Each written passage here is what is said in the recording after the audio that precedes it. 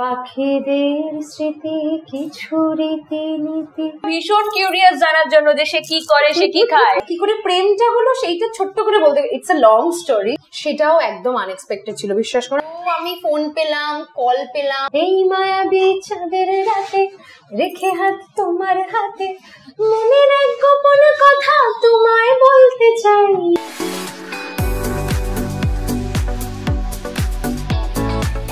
Hello and welcome to hi fi আড্ডা। আরো একবার একটা ব্র্যান্ড নিউ এপিসোড নিয়ে আড্ডায় আমি রাই। আর আজকে আমি ভাবলাম, যেহেতু আমি টেলিভিশনে যারা কাজ করে, বড় পর্দায় যারা কাজ করে, মূলত অভিনয়ের জগতে যারা যুক্ত, তাদেরকে নিয়ে বেশি আড্ডা হাই-ফাই আড্ডায় দিয়েছি। তো যেহেতু আমি রেডিওতেও কাজ করি আরজে, তাই গানের প্রতি একটা ভালোবাসা তো আছেই। আর আজকে এমন একজন আমার সাথে, যার গান মানে সে যদিও বলে যে শুনতে চাই, কিন্তু কেন শুনতে চাই, তার গানটা তো আমরা শুনতে চাই। সো এখানে আর বেশি ভনিতা না করে ওয়েলকাম করবো আমাদের সবার ভীষণ favourite Ikshita. Thank you and hello. কেমন আছো বলো? খুব ভালো আছি, গরমে যতটা ভালো থাকা যায়। আচ্ছা, ইকশিতা আছে, ভালো আছিটা কি শুধু বোঝা যায় কথায় কথায়? একটু গানে গানে শুনতে চাই। আর আমি আমার ফেভারিট ওর গলায় পাখিদের স্মৃতি, এটা আমার ভীষণ ফেভারিট। ও জানে, বিকজ এটা আমার মায়ের খুব ফেভারিট গান ছিল।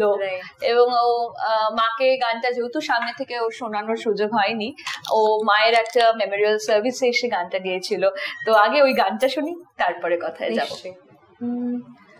পাখিদের স্মৃতি কিছু রীতিনীতি, ফণি মনসাও জানে, বাগানের স্মৃতি নজরুল গীতি, বালিকার কানে কানে।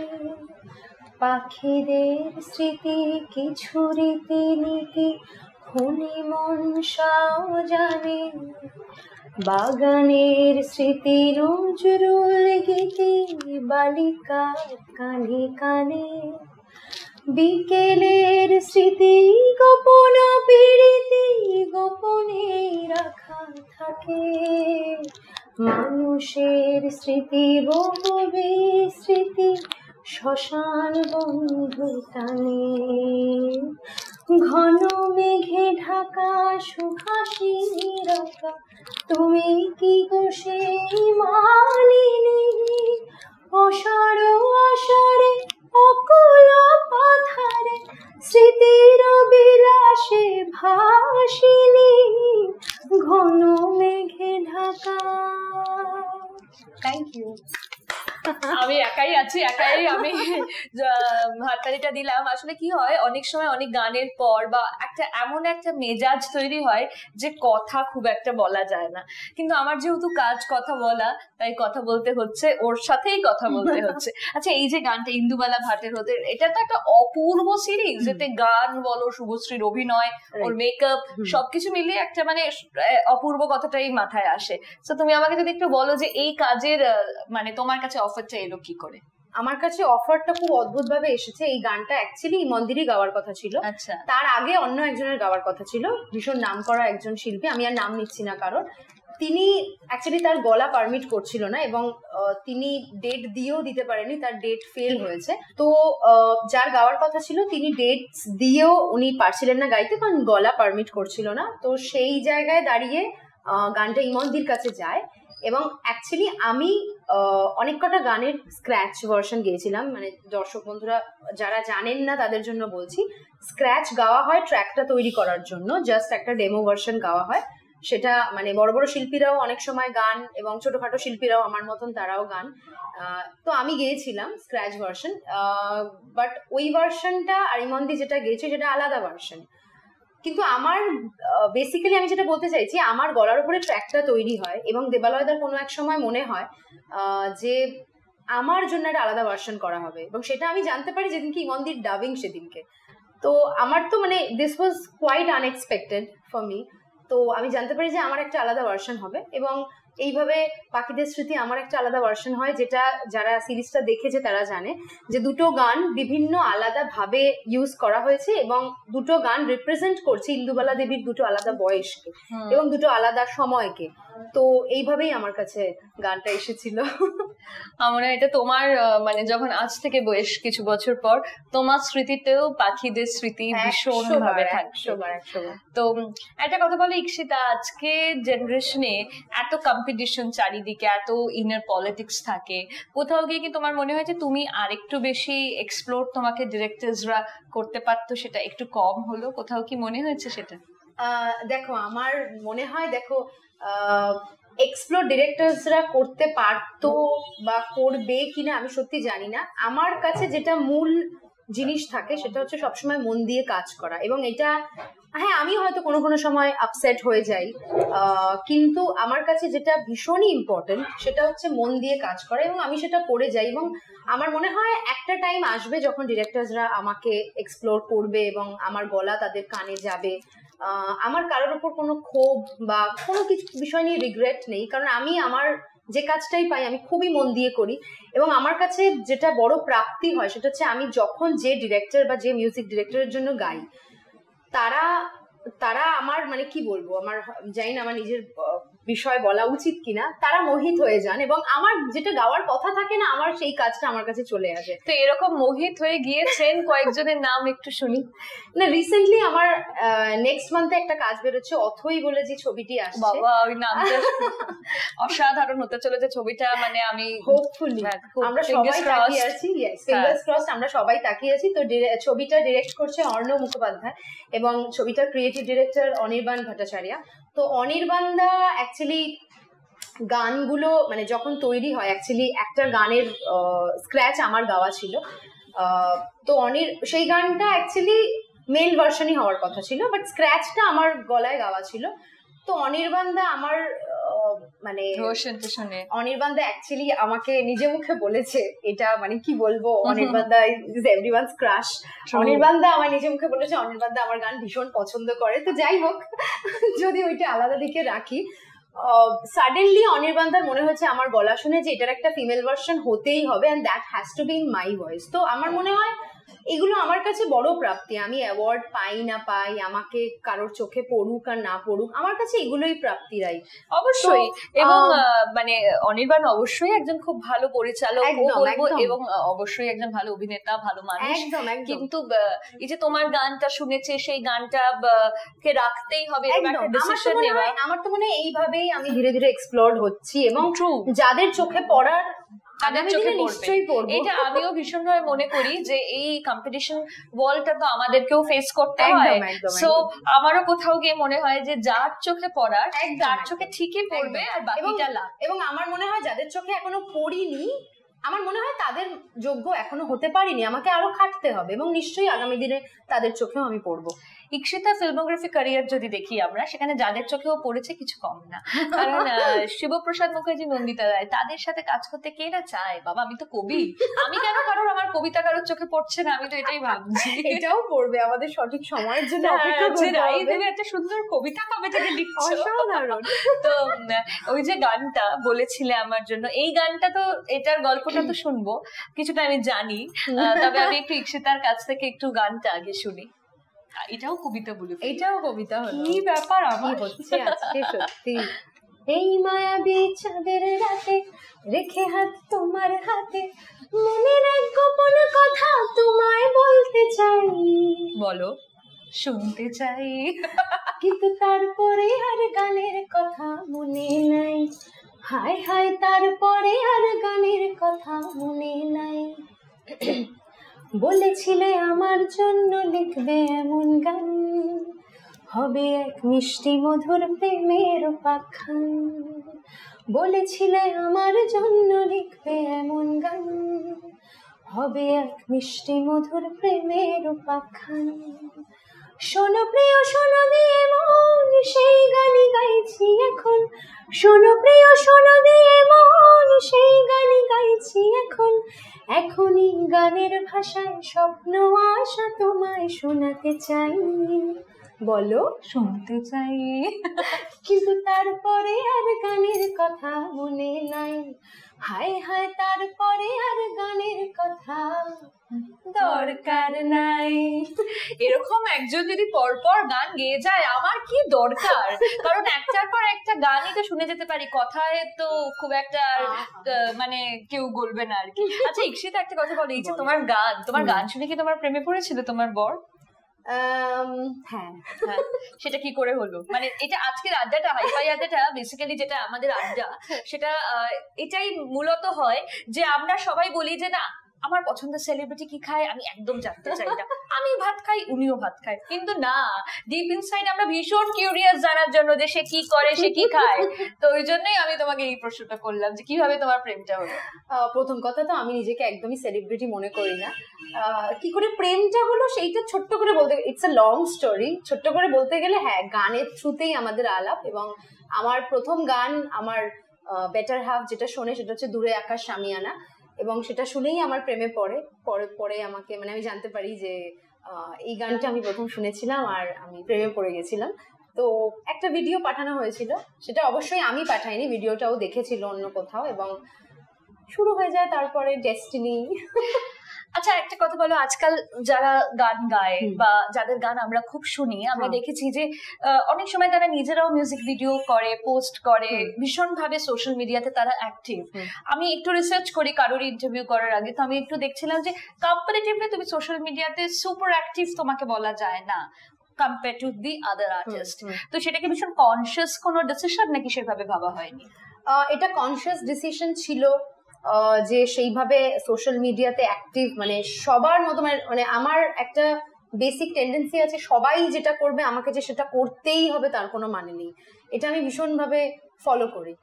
তো এবার বিষয়টা হচ্ছে যে আমি সেটার দিকে সত্যি কোনো ইন্টারেস্ট দেখাইনি, এতদিন অবধি দেখাইনি আনটিল দিস ইয়ার।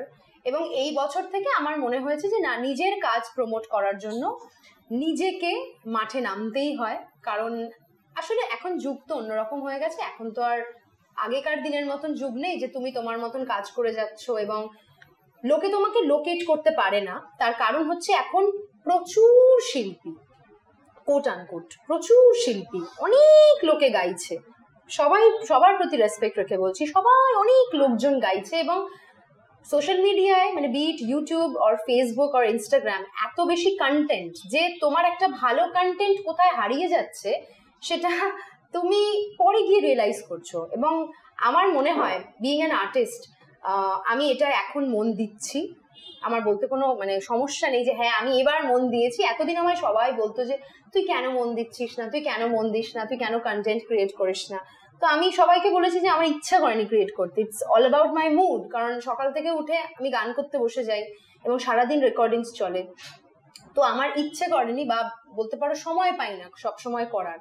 তো এখন আমার মনে হয়েছে যে না দরকার, এবং বিং অ্যান আর্টিস্ট আমি বলবো যে অবশ্যই নিজের কন্টেন্ট নিজে ক্রিয়েট করো এবং যা কাজ করছো সেগুলো নিজের সোশ্যাল মিডিয়ায় নিজে প্রমোট করো, কারণ অন্য কেউ এসে আজকালকার দিনে প্রমোট করে দেবে না।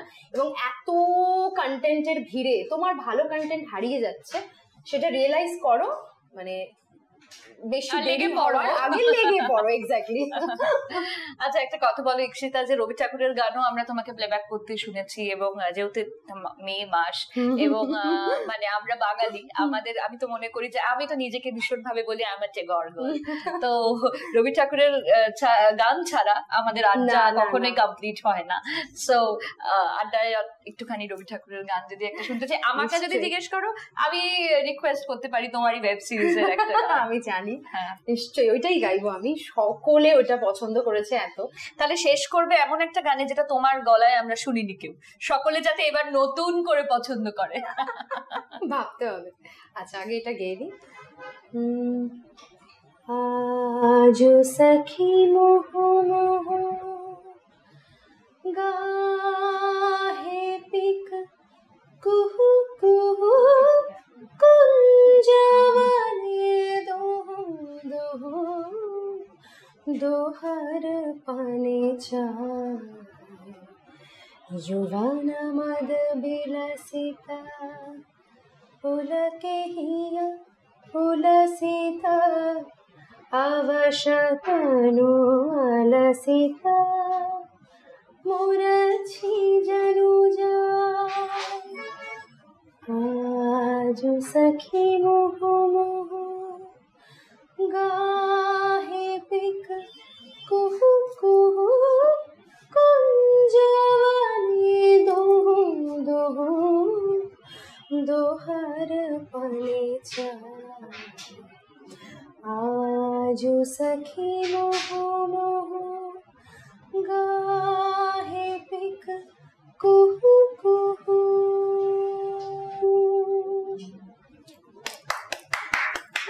ওই যে আমি বললাম যে কিছু গানের পর কথা বলাটা খুব কঠিন, আমারও বেশ কঠিন একটা পরিস্থিতিতেও আমাকে ফেলে দিচ্ছে বারবার। আচ্ছা, নতুন কি কি কাজ আসছে? নতুন তো যেটা বললাম অথইতে গান আসছে এবং অথইয়ের গান ভীষণ ভালো হতে চলেছে। অথই সিনেমাটা রিলিজ করছে 14ই জুন এবং সবাই প্লিজ যাবেন সিনেমা হলে, আপনাদের নিকটবর্তী সিনেমা হলে যাবেন এবং গিয়ে অবশ্যই দেখবেন। গান ভীষণ ভালো হতে চলেছে। আমার আছে ওখানে একটা গান আছে দুর্নিবারদার সাথে ডুয়েট আছে, একটা আমার নিজের আছে এবং আরেকটা ডুয়েট আছে আমার প্রাঞ্জলের সাথে এবং শুভদীপদার সাথে।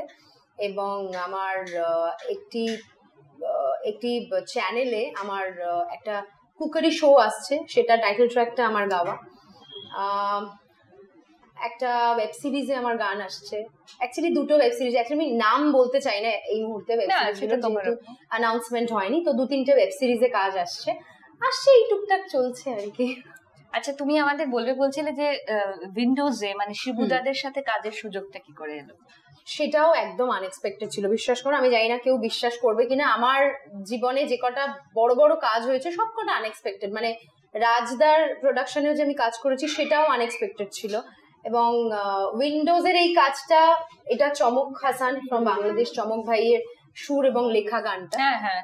তো সেইটা ফার্স্টে তো হয়ে আসে গানটা, এবং ওখানে যে ফিমেল পোর্শনটা ছিল সেইটা সামহাউ সোলাঙ্কির সাথে ম্যাচ করছিল না, যেটা আমার মোস্ট প্রবলি মনে হয় চমক ভাইয়েরই ওয়াইফের মিয়াপুরি গাওয়া, তো সেটা সোলাঙ্কির সাথে ম্যাচ করছিল না। তো শিবুদা আর Nandita di they were finding a voice that would go with Solanki.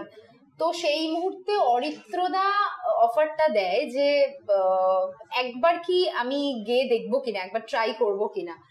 তো আমি গানটা, মানে আমার তো জাস্ট দুটো লাইনই আছে বেসিক্যালি, এবং আমি সত্যি কথা বলছি, আমি এটা ভীষণ ঘরোয়া আড্ডায় বলে থাকি, আমাকে যখন সবাই জিজ্ঞেস করে এটা গানটা কি করে এলো, আমি সত্যি বলছি আমি মাইকের সামনে দাঁড়িয়েছি, দুটো লাইন গেয়েছি। এবং যে আমার টেকটা নিচ্ছিল, আমার বেটার হাফ, সে বললো যে যদি ঠিক করে গাও থাকবে, না গাইলে কিন্তু থাকবে না, ঠিক আছে, ঠিক করে গাও। আমি বললাম আচ্ছা। তো আমি গাইলাম, এবং গাওয়ার পর আমি ভাবলাম এই দুটো লাইন কি বা শুনবে, কারণ গানটা এত সুন্দর এবং ওখানে একটা কনভারসেশনাল সং, হ্যাঁ, প্লাস ওখানে যিশুদা রয়েছে, ওরে বাবা রে, যিশুদা রয়েছে, সোলাঙ্কি রয়েছে, আরো অনেকে রয়েছেন, প্লাস চমক ভাই এত সুন্দর করে গাওয়া ওটা। তো আমি ভাবলাম যে দুটো লাইন কি বা শুনবে, ঠিক আছে। বাট ওই যে আমি বললাম আমার ডেডিকেটেড, আমি প্রচন্ড ডেডিকেটেড থাকি, যে যেইটা করব একটা লাইন হলেও আমি প্রচন্ড ডেডিকেটেডলি কাজ করি।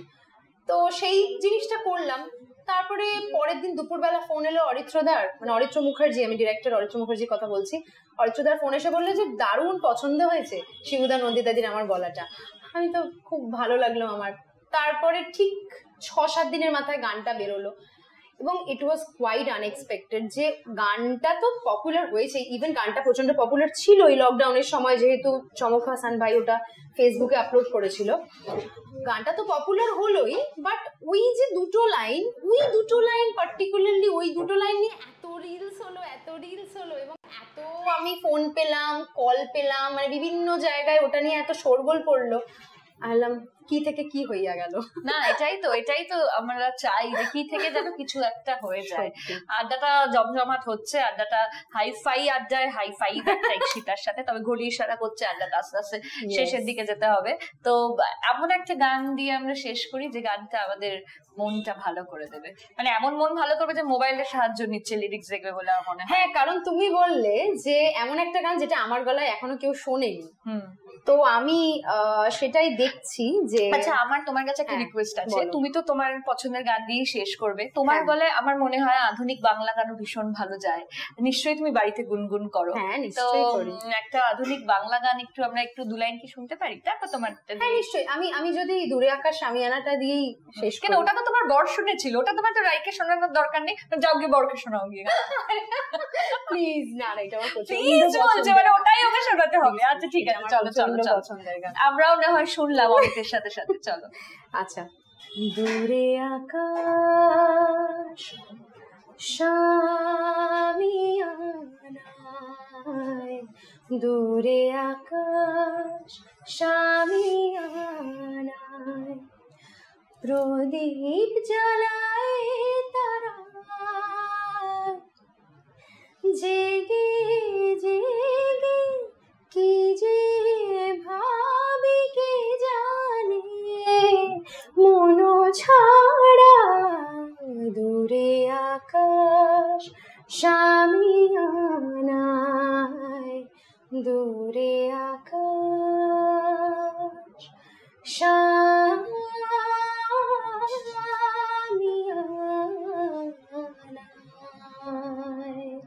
Thank you. এটা তো সত্যি, এই গানটা শুনে তো প্রেমে পড়ারই মতো, ওই জন্যই প্রেমে পড়েছিল, এবং এরপরে অগন্তি মানুষ যেন আরো ওর প্রেমে পড়ে, তাই জন্য আড্ডার শেষ। আছে আগে আড্ডাটা গানের পরে আর কোনো কথা আমি চাই না আমরা বলি। কেমন ছিল আজকের আড্ডাটা? আজকের আড্ডা ভীষণ সুন্দর ছিল, আমি খুব এনজয় করলাম। এরকম একটা সামার ইভিনিং, এগুলো আমি ওকে বলতে বলেছি, আমি জিজ্ঞেস করলে তুমি এগুলো বলবে। একদমই না রাই, একদমই বলতে পারি। এরকম একটা সামার ইভিনিং এ এত সুন্দর একটা ড্রিঙ্ক খেতে খেতে আমরা আজকে জুম টিওগ্রাফিতে আড্ডাটা দিলাম, এবং thanks to Rai and her team এত সুন্দর একটা আড্ডা অর্গানাইজ করার জন্য। সবচেয়ে বড় কথা আমার ভীষণ ভালো লেগেছে, I enjoyed it and loved it so much. Thank you for having me, thank you. একটু গানে গানে শেষ করি। ওকে, কি গান গাওয়া যায়? রবি ঠাকুরের গানই শেষ করি, যে গানটা আমরা তোমার গলায় শুনিনি। নিশ্চয়। ও আমার গলায় শোনোনি? না, তুমি তো পুরো গীত বিতানটা তো রেকর্ড করোনি এখনো। হ্যাঁ, ওকে। দুজনে দেখা হলো মধু জামিনী রে, কেন কথা কহিল না, চলিয়া গেল ধীরে, মধু জামিনী রে, দুজনে দেখা হলো নিকুঞ্জে দক্ষিণাবায়, করেছে হায় হায়, নিকুঞ্জে দক্ষিণাবায়, করেছে হায় হায়, লতা পাতা দুলে দুলে, ডাকিছে ফিরে ফিরে, মধু জামিনী রে, দুজনে দেখা হলো। এরপর আর কথা সত্যিই বলবো না। হাই-ফাই আড্ডা হাই নিউজে শনিবার আর রবিবার দেখতে থাকুন, আর এত অপূর্ব শিল্পী যখন থাকে সেই আড্ডা শেয়ার হবে না। টেলিভিশনে যারা দেখছেন দেখবেন, যারা ইউটিউব আর ফেসবুকে দেখছেন অবশ্যই শেয়ার করবেন। সকলে ভালো থাকবেন, গরমে নিজেকে সুস্থ রাখুন।